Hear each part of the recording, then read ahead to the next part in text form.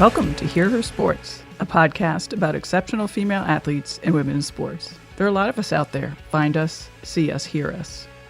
Before I get started, a quick reminder that our partner Allie's Bar is offering 50% off and free shipping to Hear Her Sports listeners. Use the promo code HERSPORTS at alliesbar.com.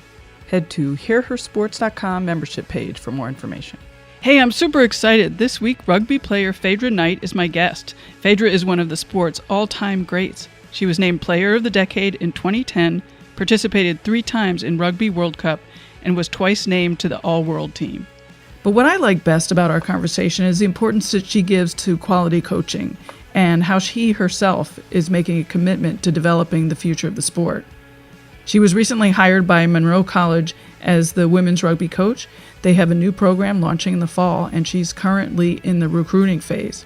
If I were looking to play college rugby, I certainly would be looking at Monroe College. I'm sure that Phaidra would be an absolutely amazing coach. She also has an infectious enthusiasm for the sport. I'm now a fan and plan on making the trip to San Francisco next year to see the Rugby World Cup Sevens. Well, let's get started.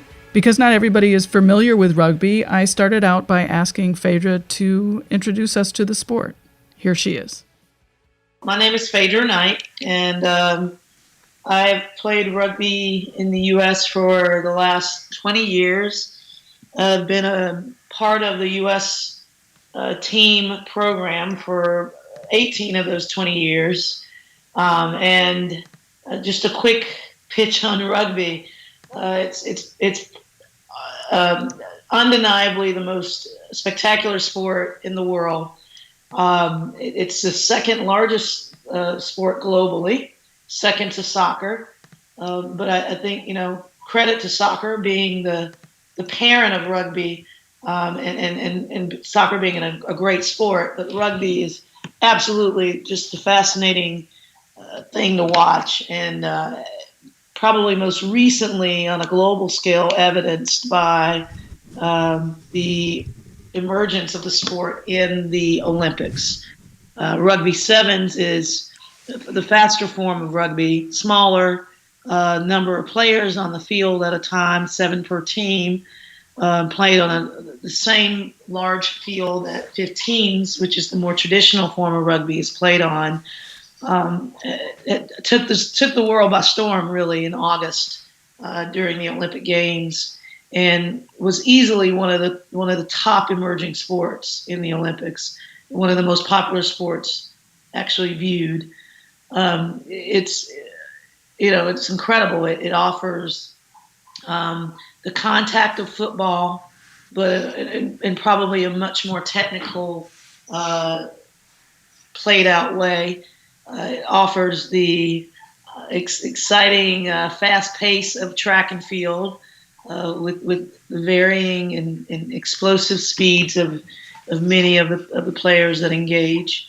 It offers incredible teamwork, which is just inherently a part of the game, and it offers it offers so much. It offers I think something that you don't necessarily see initially, but as you watch the game and watch the mannerisms of the players, it offers a camaraderie, respect, and a set of core values that no other sport offers, which essentially extends so far beyond the game and the sport of rugby that I think no other sport really offers. Why do you think that's the case?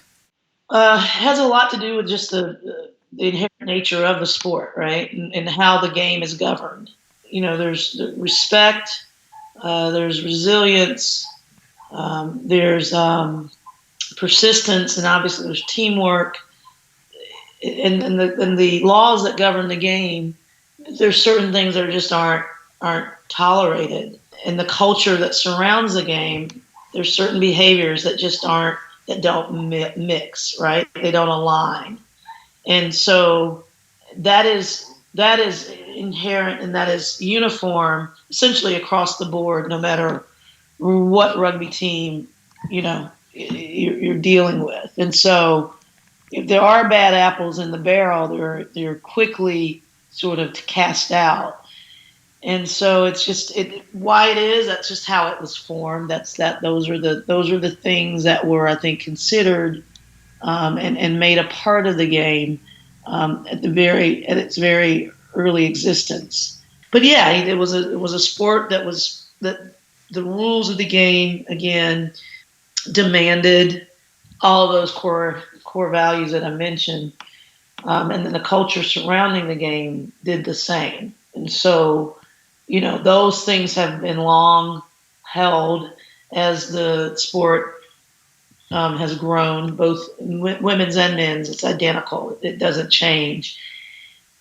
And so it's just a fascinating thing, and there's such the culture of it. Some in many ways, kind of I don't want to say supersedes the game, but it's as much a part of the actual playing of the game as as the playing of the game, right? Yeah, it's just a tremendous thing, and the people that are a part of it, that play the sport and that are fans of the sport, really understand that passion. To the, I guess I think in America in particular, in countries that rugby was virtually unknown, having this rugby sevens was a great hook because it was fast enough and to capture the attention span and not too long, right? And it was few enough players that were involved in it so that that would allow the naive and rugby uneducated eye to understand and grasp the sport enough to know and follow it in a way that they could kind of get hooked. Where I'm going with that is that although the general public and the folks that were exposed to it through the rugby, through the Olympics, weren't necessarily hip to the culture, I think you get people hooked on the sport, and then they will then become exposed to that culture because there's that desire to want to see more rugby, maybe even support a local or club rugby team, or even just watch more rugby. And the more you watch it, the more you love it, and the more you become exposed to that culture just by default. So. Do you prefer one or the other, the sevens or the 15s, personally? I over my career played both, at every level, and I love sevens. It's incredible. As a player, like when I was really not to necessarily cast myself out, but when I was really in my prime of playing, I played sevens for the U.S. And at that time, I actually preferred it because I'd only been exposed mostly to 15s, which I love, right? And that's really what my bread and butter has been over the course of my career. But it offers something a little different. It offered, me as a forward an opportunity to make those long passes that only backs really make in a 15s match. And really, they don't make passes that long either. So it allowed me, I think the reason why I liked it so much better at that time was it allowed me to develop and increase the scope of my skill set just to evolve as a player. It allowed me also to do things and run in ways that I wouldn't traditionally do as a forward. So it challenged me to be a much broader player, and I think that's what that's what really attracted me at that time to sevens. Now that said, as I have graduated in the age ranks, it's certainly the recovery demands of rugby sevens, especially at the international game, they're tremendous, and they certainly play into the hands of a much younger player. That's just science. So as I've gotten older, it's definitely become more challenging to keep up and maintain that type of recovery. Or be able to maintain that type of recovery that's demanded in sevens. But I still love it. It's awesome. It's still awesome to play. My focus right now is on rugby 15s, and I love it. And being away from 15s for, I think it was up till this year I hadn't played 15 since 2010. So it stepped away from it, or at least last year. So 6 years of being away from it and returning to it, it's certainly, something at this phase of my life that I prefer and that I love. And I support sevens and love watching it at this point, and even maybe even playing it a little bit just to keep the fitness up and to keep the skills kind of sharp that I won't necessarily be able to do in 15. So I love them both. I just love rugby. So. Right. So what does make a good rugby player, and what are the differences between? I mean, you've gotten into it a little bit, but what are the differences between a good 15s player and a good sevens player? Well, the name of the game for rugby sevens is speed.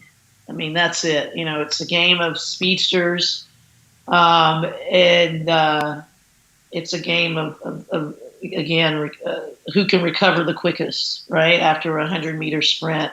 Or 2 back-to-back 50-meter sprints and tackle. When you're recruiting, what kind of 100-meter times are you looking at? I don't know. The testing protocol is not particularly for 100-meter. It's more 40-meter. So the test currently employed for speed is the 40-meter dash.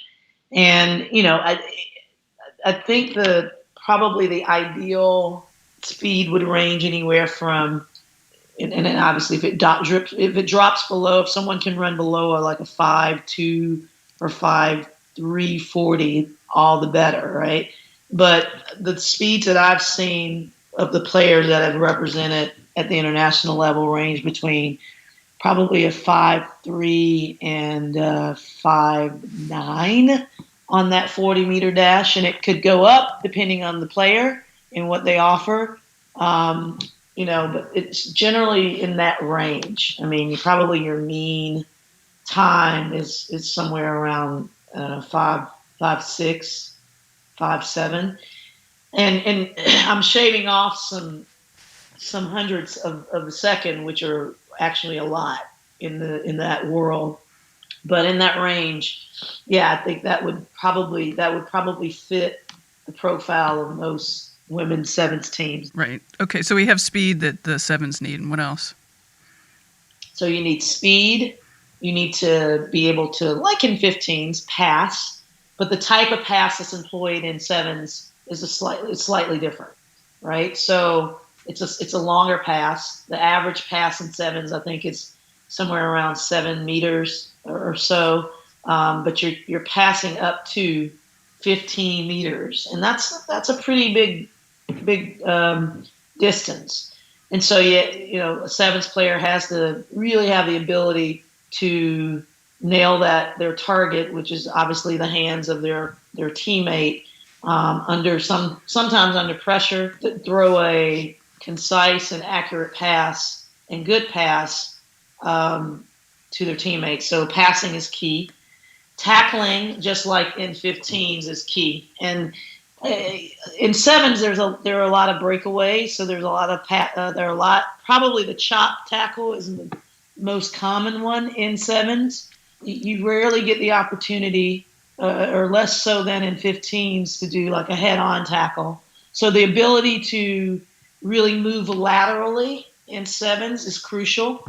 So that's going to demand a lot of flexibility in the hips, probably more so than in 15s.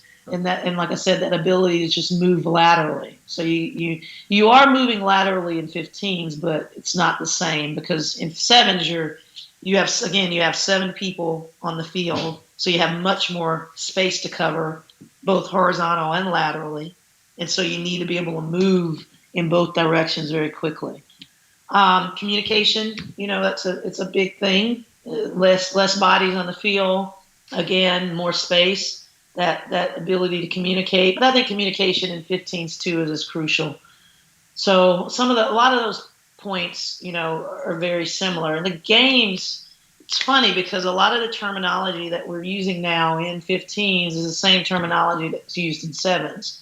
The sevens game is much more contact in this day and time than it was 10 years ago or even 5 years ago.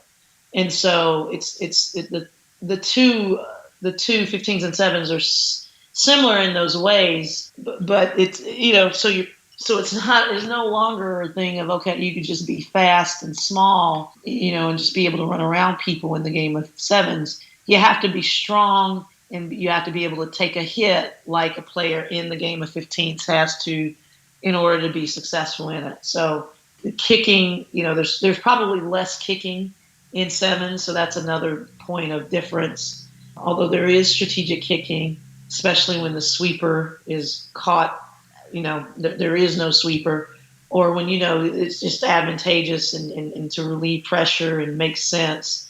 But you see much more kicking in 15s, and so being able to really think under pressure strategically, I think is probably a little more crucial in sevens because you have less time, and so every decision you make could be the difference in winning and losing a match.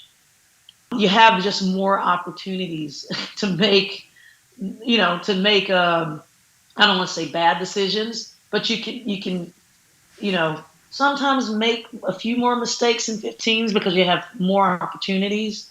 So, there's that ratio, where you do have to obviously make great decisions and do good things in 15s, but there's that allowance to have a little bit more cushion because you have a 80-minute time period versus a 14-minute time period to right those mistakes, right? So Is it hard to teach the tactics since I'm imagining most of your players come to you pretty new to the sport? They haven't been playing it in grade school and college and high school. right at this point, there's more. Obviously, there are more players now than there were again 5-10 years ago, coming out of high school programs, coming through the ranks out of college who have played. When we're talking about the U.S. team, a number of those players did actually play in college. And so they're not just fresh off the street. You do have some crossover athletes, like a Lev Kelter, who's a crossover athlete, but she's been immersed in the sport for, I think, the last probably 3 or 4 years, give or take a year or two. So, and she played high level sports, high level, at other sports. And I think athleticism, there's a great, in the U.S. especially, we cultivate some of the best athletes in the world. And so that carries us a lot further than most countries. And we can rely on that pure athleticism to keep us in probably in a good place until our skills kind of catch up. And so, yeah, there are these crossover athletes, but then you have like players like Nia Tapper on the U.S. Sevens team who played in college at UNC, but was just an incredible athlete in general, right? And so as she's played and developed her skill set more, she's become undisputedly one of the best sevens players in the world and in a very, very short amount of time. So, yeah, there are less players than probably other countries with less a legacy in rugby before coming in, into or onto the international scene. But there are certainly, a large number of the players that are there did play prior to coming in. So they didn't start in grade school, but they did start. With all of the studies that are emerging concerning like sports specialization at a young age, I actually think it plays to our benefit, right? To not necessarily, let's say, specialize. It would be great to be exposed to rugby at a young age, but I think specializing in any sport, it limits a kid. So I think it's good that a lot of these athletes haven't necessarily been so focused on one sport, and rugby, being that, and that they're more focused on just being great athletes because they'll catch on. How are you going to adopt that philosophy? And I know that you've started a youth program in New York State. So how are you going to adopt that?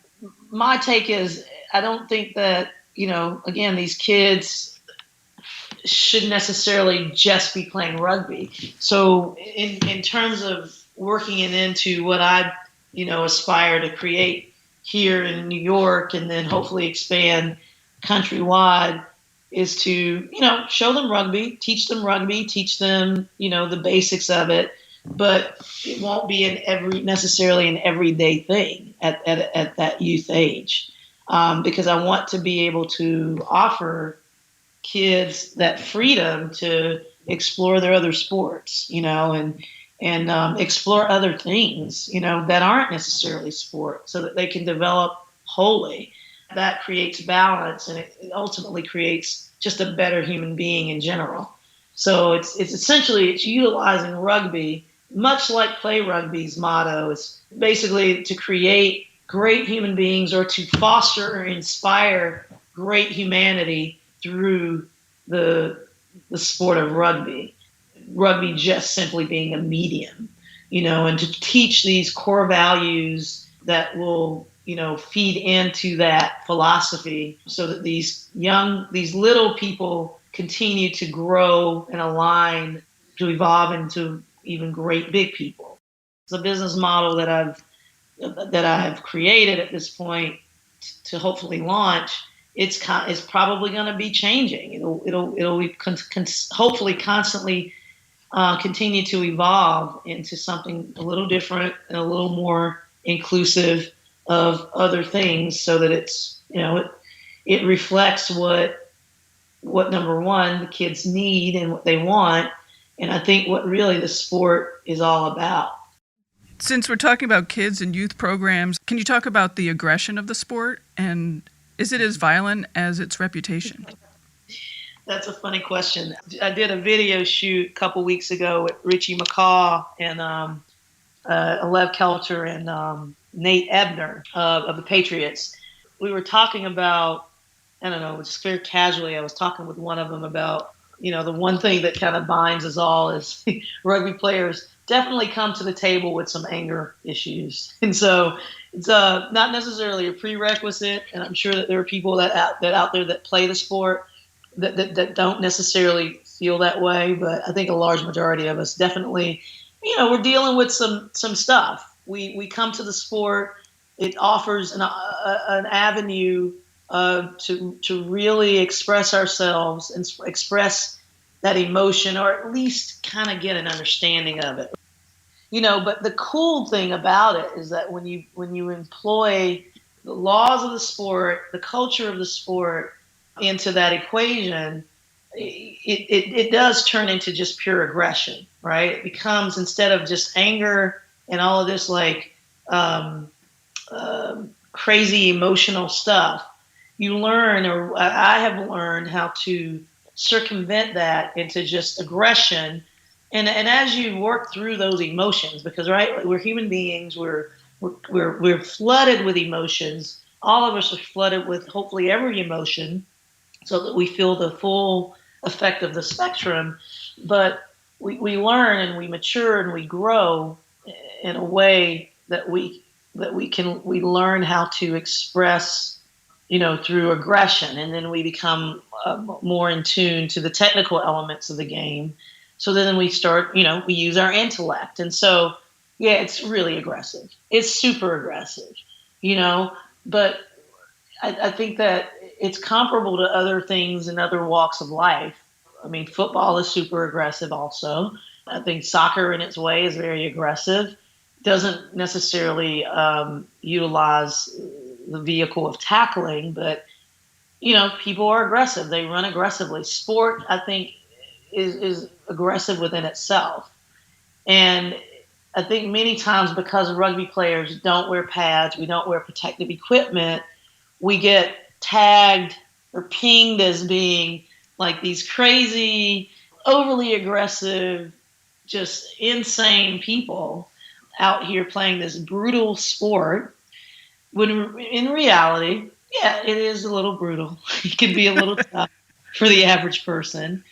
But I guarantee you take the average person and you teach them technically how to play the game.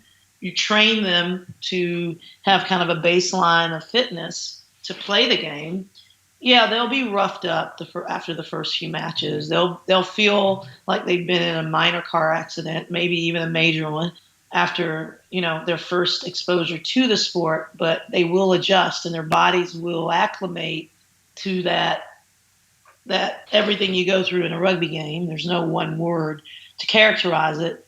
And at some point, they'll gain that fitness. They'll get the fitness that every rugby player that's been playing for years and years has, and it will become like nothing.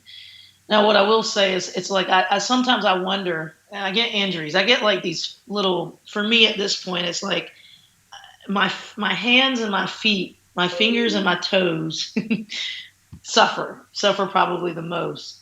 And I'll go in and see like my chiropractor or my orthopedist, and I'll say, I wonder why this happened to me. And they're like, well, you're playing rugby. What do you expect? Like, you're playing a collision sport. So, at some point, if you ram your car into a wall, 10 times, your car is going to get some damage at least once out of those 10 times, right? Definitely, probably 10 times out of 10 times, right? But so you can't expect a different result sometimes because you're playing. That's the nature of the sport. It's the nature of the beast. But as aggressive as it is, there's a tremendous amount of respect, and there's a certain there's a definitely a level of I guess there's no other way to say it, respect that's demanded in the game so that it keeps the game safe within its constructs. And so, although aggressive and although seemingly brutal in many ways, it's probably I think probably a safer sport in the contact realm because the technical elements are driven home so much and are patrolled so closely by the laws of the game and the refs that oversee that process. So, yeah. So let's go back to the Olympics, and I'm interested in knowing if you think that the rugby being included in the Olympics is going to carry over and keep interest in the Olympics going forward, until the next Olympics. I do believe the Olympics had an incredible impact on the sport. I mean, USA Rugby saw traffic jump from, I think daily they would get maybe 300,000 or so hits a day. And during that Olympic period, especially during the time that the women were playing, that number spiked to 35 million. I mean, that's an incredible jump. So that was the immediate impact on the sport. But fortunately, what's happening here in the U.S. is that the U.S. will be hosting the 2018 Rugby Sevens World Cup. I am so excited about that. It's huge. And so, although you'll have this 4-year gap between the games, next year we'll have this opportunity to re-engage with those same teams and many of those same players that we saw in the Olympics.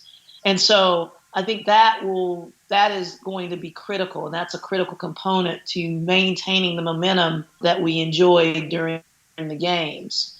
What is also going to be crucial, though, in continuing this build-up and the continuance of growing and exposing the sport and building a fan base is building that fan base very organically by creating more youth, putting more emphasis on youth rugby and also on coaching development.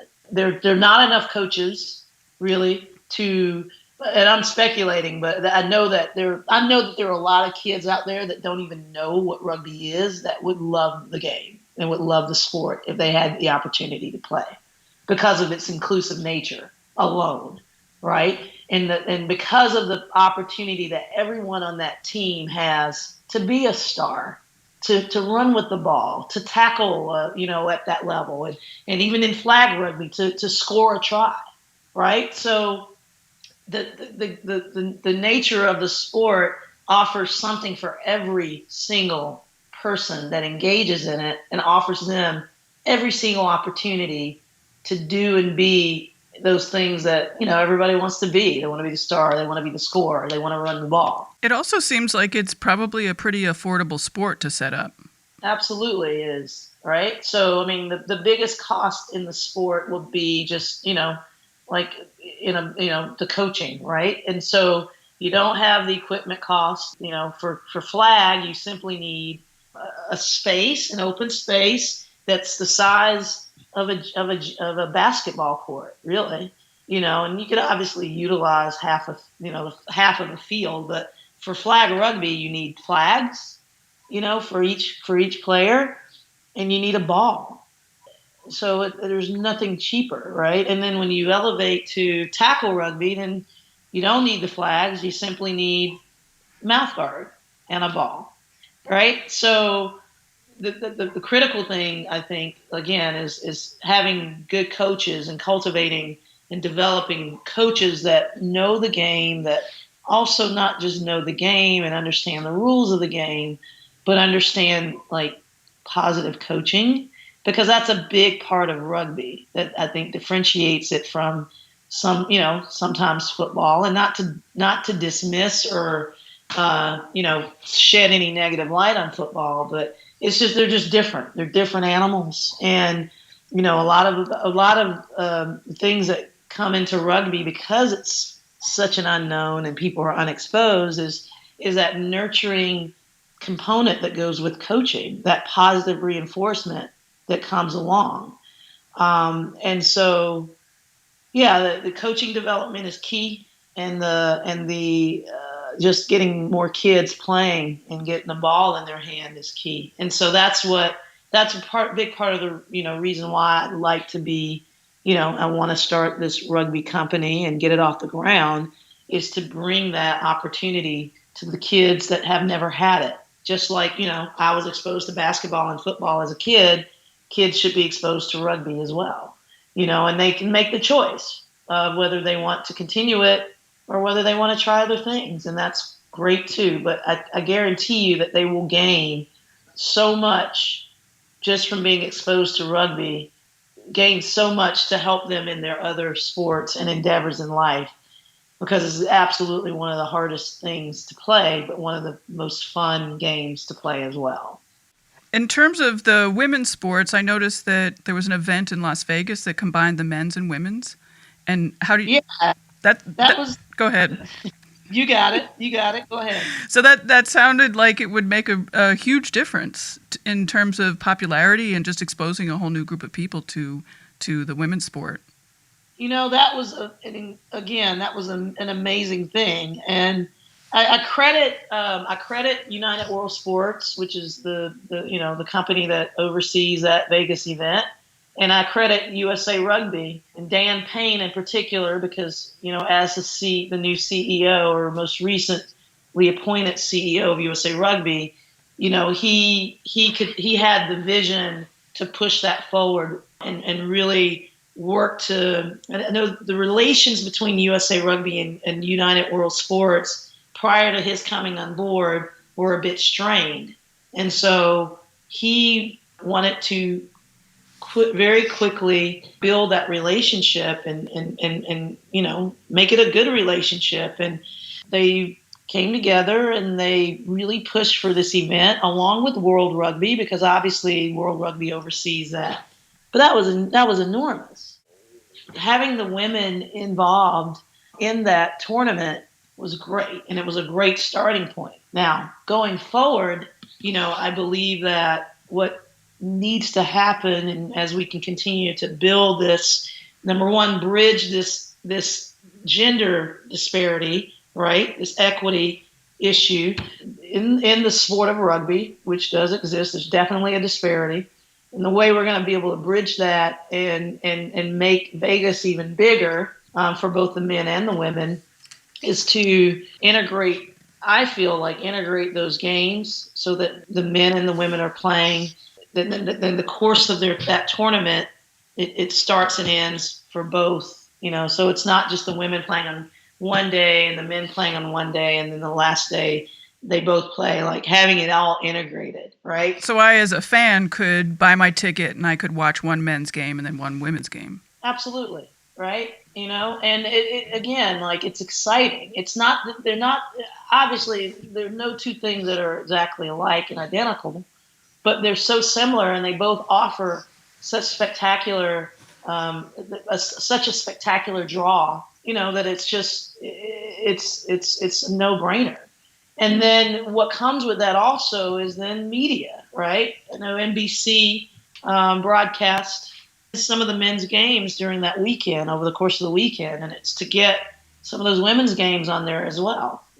Make a part of the negotiations, in broadcasting this event, and that means that, USA Rugby has a big voice at the table to push this forward. And it means that United World Sports would do the same. And then hopefully, NBC would buy in as well to broadcast the women's games as well, right? I think the idea is we get to a place where we see more women's rugby on television, high level rugby.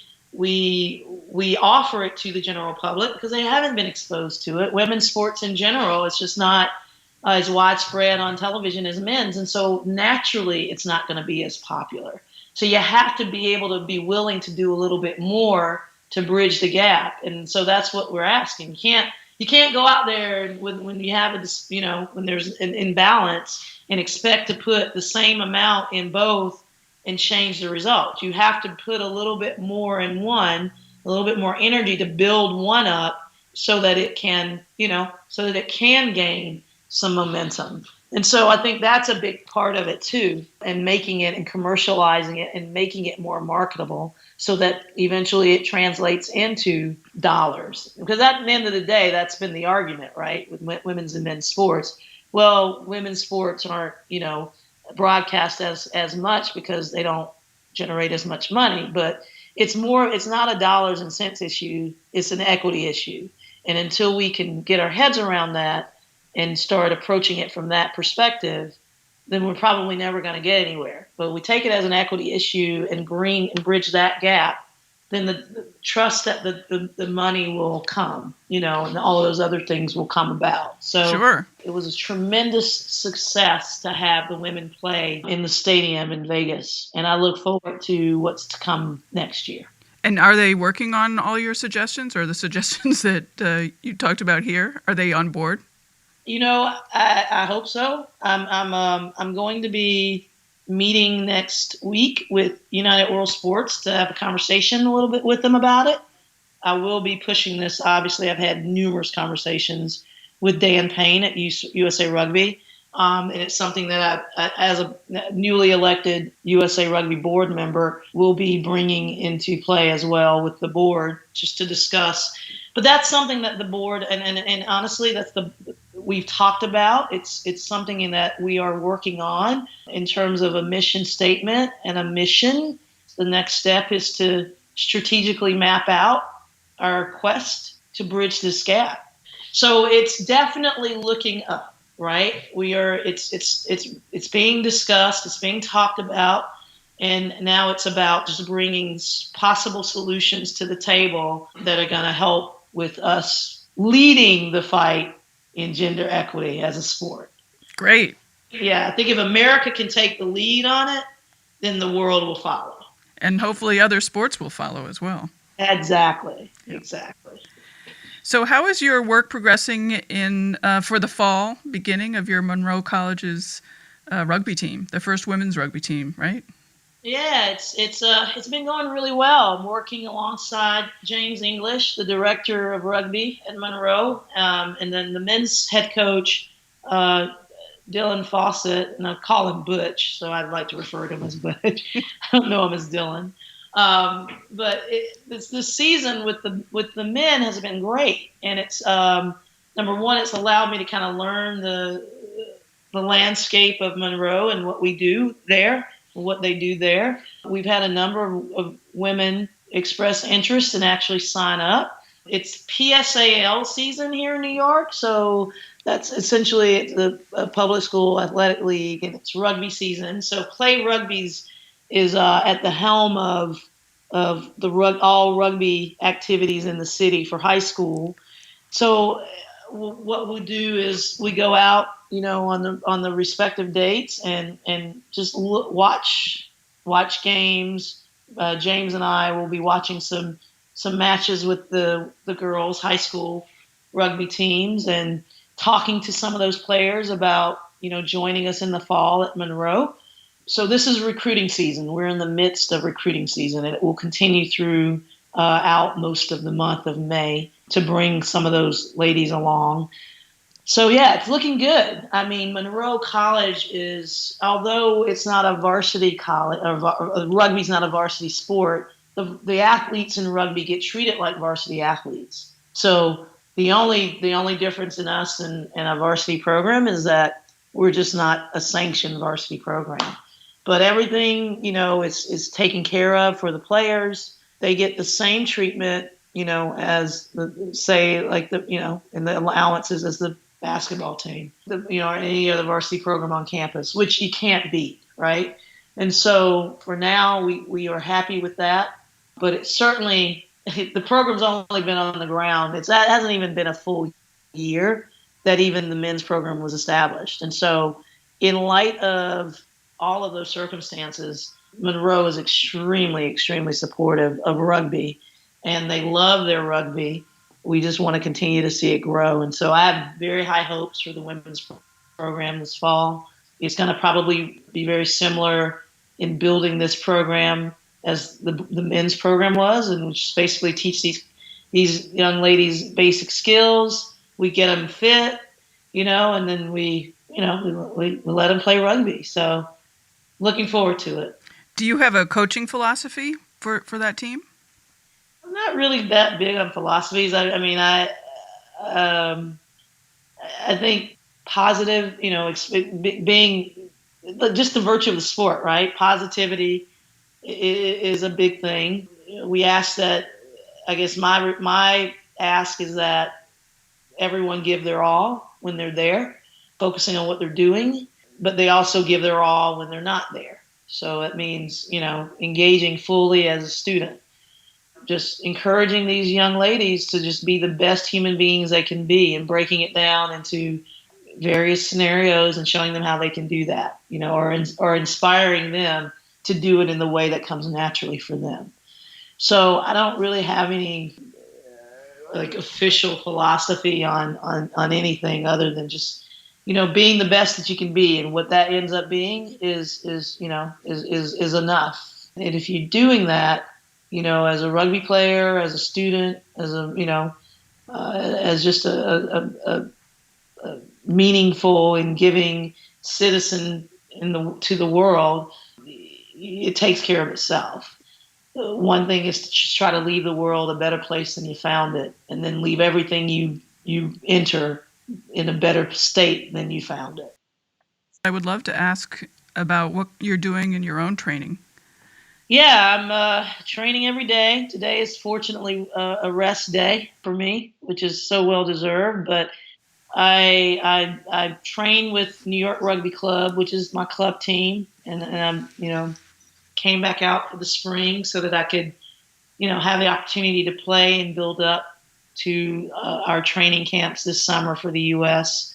For the most part, spend Mondays and Tuesdays working out, working on my subunit skill set. I'm trying out as a hooker, so doing a lot of throwing, training my fitness, weightlifting, watching some film, and then engaging in our team practices with New York. So yeah, that takes a lot out of me. I do, but a big part of my training protocol is doing a lot of stretching, a lot of yoga. Probably not as much as I've wanted to over the last few weeks. So definitely got to tighten that up. And meditating, and I guess yoga is moving meditation, but I spend quite a bit of time meditating in different ways to balance, to clear my mind. And it helps me also with breathing, right? Because a big focus in meditation in some forms is just the breath. So it all these things play into my ability to be a better player, and to still be able to do this at 42, very critical, especially the meditation piece. I'm very aware of a lot of other things now that I wasn't necessarily aware of as a younger player. How long have you been meditating? I've been meditating for a few years now. Probably, pretty consistently for the last 3 or 4 years, and most consistently over the last year. It's been just a really big part of my life and my existence, and just become just a daily part of my practice, right? Of just this practice of life. And you've noticed definite differences. Absolutely, yeah. I mean, undeniably, like I look at life through a completely different lens than I used to, and everything that I do is affected by it. But there's just an extremely heightened awareness of everything, and my view of things has shifted so much. Just my view of life in general, and then on the rugby pitch, it's just there's a unique calmness that I have that I never had, when I wasn't meditating, when I was not aware in that way. Just my reactions are different. They're probably faster many times now. My breathing when you're out there working hard on the field, it's a lot more controlled. So it's just everything has changed. My whole life experience has shifted dramatically since I've meditated. And what about at Monroe College? Will you share it with that team? Absolutely. And again, I haven't really done a lot with the men because I came in at a time where they were already convening and doing their own thing, but it's certainly something I've talked to James about employing with the women, and maybe even at the start of the season next year, it'll be something that we can roll out with both teams. But I think also it's a very personal thing because for me there's that spiritual element to it, and I think that everyone has to kind of come to it in their own time. But I'm open to introducing it, to the collective group, but it's something that people just need to kind of find when they're ready, and it will find them when they're ready, right. Just like it found me. But it's definitely something that I want to start with the women, so that it becomes just, even if there's that they can't make that spiritual connection right off the bat, they're at least able to integrate the practices of breathing into their protocol, and it will then just kind of inherently make its way, right? It'll just evolve for them in the way it's meant to. But it's certainly something I will do with Monroe College. I think one of the things that's interesting about that and incorporating it as a team for the Monroe College is that I find that it's really hard to fit it into the schedule, and you think, oh, that's the thing that I can take off, that, it's not as important. It's not as important to do my stretching or my yoga or my meditation, mm-hmm. Where, as you're talking about, it's part of a whole process. It's a part of a whole person. Absolutely. And it's that piece that I feel like many people miss. They don't necessarily connect. Like you say, it's the first thing to go on the chopping block, when in reality, it's the most integral and important thing that they can have in order to succeed and have full alignment with everything else in their life.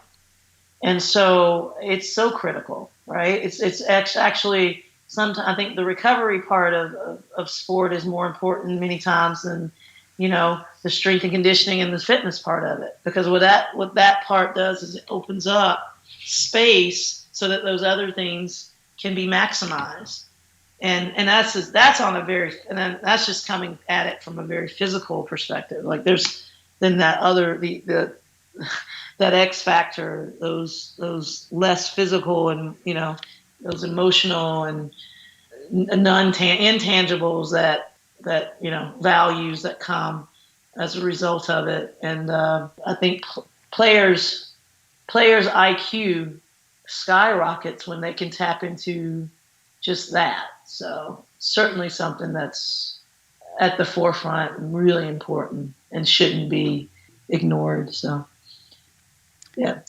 Well, great. Well, thank you, Phaidra, very much. I look forward to hearing more. Thank you. I appreciate the opportunity to talk to you today. And